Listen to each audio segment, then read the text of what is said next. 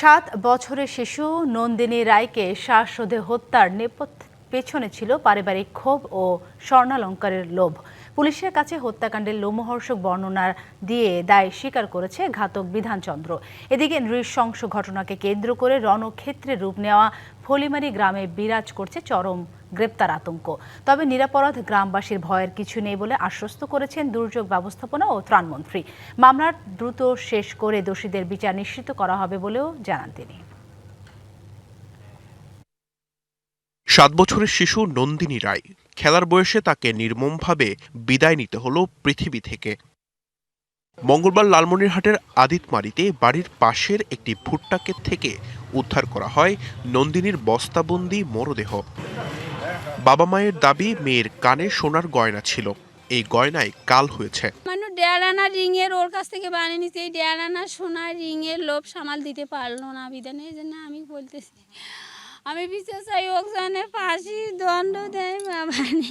ওই জায়গায় খেলাধুলা করে, খেলাধুলা করতে করতে ও কি যে ওর মনোভাব আমার মেয়েকে নিয়ে গেছে, নিয়ে যা এই নৃশংসভাবে হত্যা করে।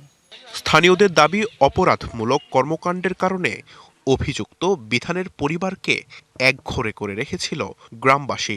সেই ক্ষোভের প্রতিশোধ নিতেই নির্মম এই হত্যাকাণ্ড। সবার বাপও ভালো, সব ভালো, আর এই সবাটা বিনা দোষে মারিয়ে বস্তার ঢুকে হইল কেন? ছেলের মার আর ছেলেটার এটা উপযুক্ত শাস্তি চাই আমরা। এদিকে আসামি গ্রেপ্তারকে কেন্দ্র করে সংঘর্ষ, মব ও উত্তেজনার পর থমথমে পরিস্থিতি বিরাজ করছে এলাকায়। পুলিশি অভিযান ও গ্রেপ্তার আতঙ্কে পুরুষশূন্য পুরো গ্রাম। কোনো নিরপরাধ মানুষ যেন হয়রানির শিকার না হয়, দাবি এলাকাবাসীর।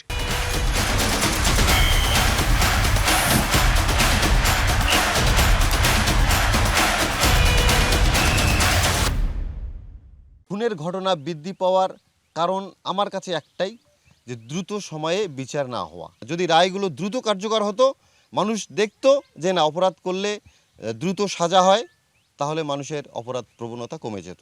সরকারি কাজে বাধা প্রদানকারীদের বিরুদ্ধে কঠোর অবস্থানের কথা জানায় পুলিশ।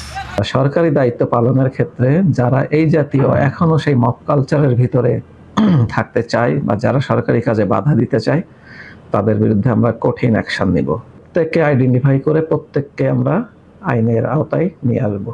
এদিকে প্রধানমন্ত্রীর নির্দেশে হত্যার শিকার শিশুর পরিবারের সাথে দেখা করেছেন দুর্যোগ ব্যবস্থাপনা ও ত্রাণমন্ত্রী আসাদুল হাবিব দুলু, সংসদ সদস্য রোকন উদ্দিন বাবুল ও ব্যারিস্টার হাসান রাজীব।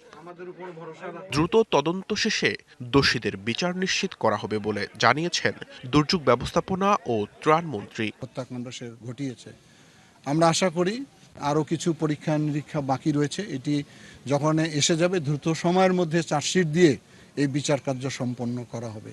তাদের এমন দৃষ্টান্তমূলক শাস্তি দিতে হবে যেটি উদাহরণ হিসাবে থাকে, যাতে ভবিষ্যতে এই ধরনের কাজে কেউ আর যুক্ত না থাকে। নিরপরাধ গ্রামবাসীর ভয়ের কিছু নেই বলেও আশ্বস্ত করেন মন্ত্রী। DBC news desk.